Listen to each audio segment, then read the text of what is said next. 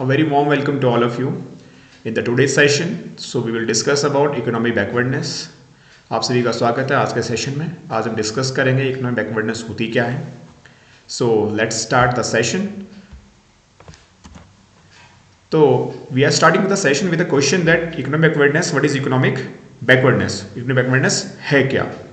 तो ये एक ऐसी स्थिति है, ठीक है, जिसमें हमारा जो इकोनॉमिक डेवलपमेंट है वो काफ़ी लो हो जाता है. किसके द्वारा?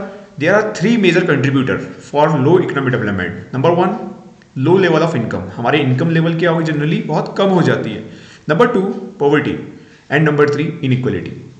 कंटिन्यूइंग, इकोनॉमिक बैकवर्ड कंट्रीज के कुछ फीचर हैं, जिसमें सबसे पहला फीचर है कि they are highly rely on agriculture. मतलब उनकी जो डिपेंडेंसी है वो एग्रीकल्चर पे बहुत ज़्यादा रहेगी. इंफ्रास्ट्रक्चर की कमी हमेशा बनी रहती है. एंड जो वहाँ की वर्कफोर्स है, बेसिकली जो पोटेंशियल वहाँ पे है, वो क्या है? पुअरली एजुकेटेड या लेस एजुकेटेड वर्कफोर्स हमें वहाँ पे देखने को मिलती है. और इकोनॉमिकली बैकवर्ड कंट्रीज को हम जनरली रेफर करते हैं डेवलपिंग कंट्रीज के तौर पे या लीस्ट डेवलप कंट्री के नाम से हम लोग जानते हैं. Then these country typically have large population living in poverty with limited access to basic necessities जैसे फूड, वाटर, सैनिटेशन. तो वहाँ पे जो मेजॉरिटी ऑफ द पॉपुलेशन होगी, जिस कंट्री में इकोनॉमिक बैकवर्डनेस अगर आपने देखनी है, ऑब्जर्व करनी है, तो यू कैन सी दैट कि वहाँ पे जो मेजॉरिटी ऑफ द पॉपुलेशन है, they are having the limited access. किसके लिए? उनके पास फूड नहीं है, उनके पास वाटर की कमी है, उनके पास सैनिटेशन की कमी रहेगी. They have also the high level of unemployment and under employment also.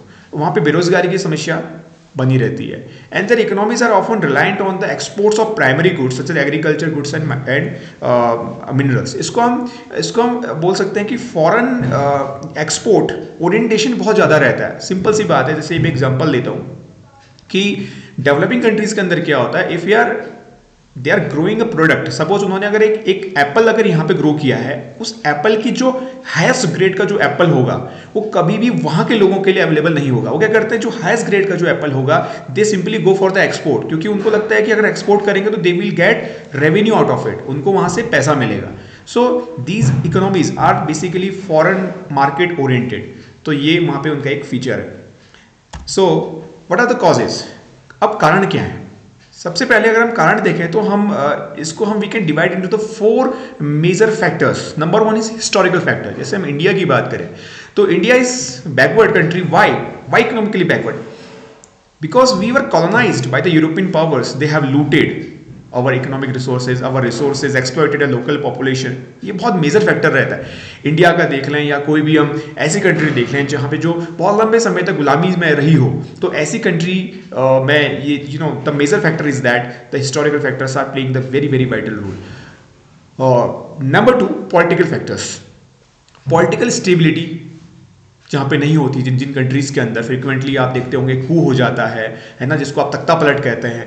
ऐसी कंट्रीज़ हैं जहाँ पे करप्शन बहुत हाई लेवल के हैं, जहाँ पे गवर्नेंस बहुत बैड है. So we can say that these are the major contributor for the economic backwardness in that particular country. Geographical factor की बात करें तो some countries are located in the region that are not conducive to economic development. जैसे कुछ countries तो ऐसी हैं जो चाहती है कि डेवलपमेंट करें, बट उनके पास उनके ज्योग्राफिकल फैक्टर, जो उनकी भौगोलिक स्थितियाँ हैं, वो ऐसी है ही नहीं कि वो क्या कर सके, ग्रो कर सके. क्योंकि उनके पास या तो पानी की कमी है, या तो वो लैंडलॉक कंट्रीज हैं. लैंडलॉक का मतलब है कि उनके पास अपना कोई वाटरवेज नहीं है ना. तो ऐसी काफ़ी कंट्रीज हैं. तो तभी वहाँ पे दैट बैकवर्डनेस, इकोनॉमिक बैकवर्डनेस, वहाँ पे इसकी प्रॉब्लम वहाँ पे बनी रहती है.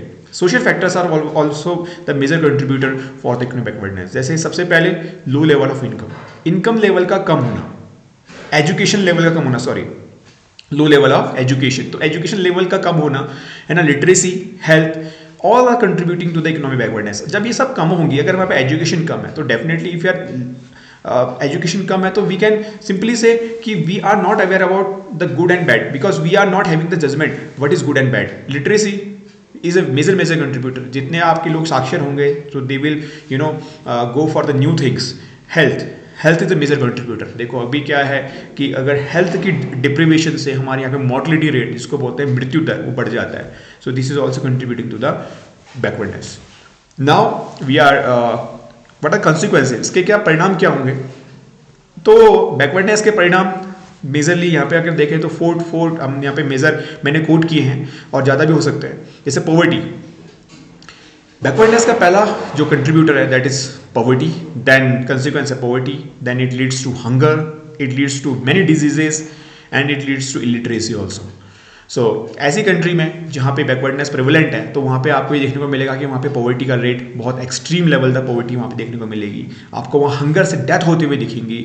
आपको वहाँ जो डिजीज़ है जनरली जो कम्युनिकेबल डिजीजेज है, ऐसी डिजीजेज जो बहुत जल्दी फैलती है, संक्रामक रोग, वो वहाँ पे क्या रहेंगे, बहुत जल्दी उनका आउटब्रेक बहुत जल्दी होता है। इन्फेक्टिशियस डिजीज वहाँ पे बहुत जल्दी फैलती है। लिटरेसी नहीं होने की वजह से वहाँ पे क्या होगा, हाई रेट ऑफ इलिटरेसी वहाँ पे देखने को मिलती है, क्योंकि वहाँ पे लोग एजुकेटेड, उनका एजुकेशनल लेवल क्या होता है, बहुत ही कम होता है। Moving ahead, conclusion, so we can now conclude that economic backwardness is a complex problem but it is not unsurmountable। अब देख ले, ये प्रॉब्लम तो है लेकिन ये ऐसी प्रॉब्लम नहीं है कि जिससे निजात नहीं पाया जा सकता। इससे निजात पाया जा सकता है by implementing right policies. If we are implementing right policy, देखिए policy framing is a one thing, if you are framing policy that are good, but उस पॉलिसी को अगर आप लागू कैसे कर रहे हैं, that is very important, how you are implementing that policy. और दीज आर, अब अगर आप पॉलिसी का इंप्लीमेंटेशन सही है तो definitely we can say that the economic backwardness को हम क्या कर सकते हैं, कहीं ना किसी हद तक उसको ओवरकम कर सकते हैं। So these are the differences of this session and thank you so much for your attention. This is all about the today session.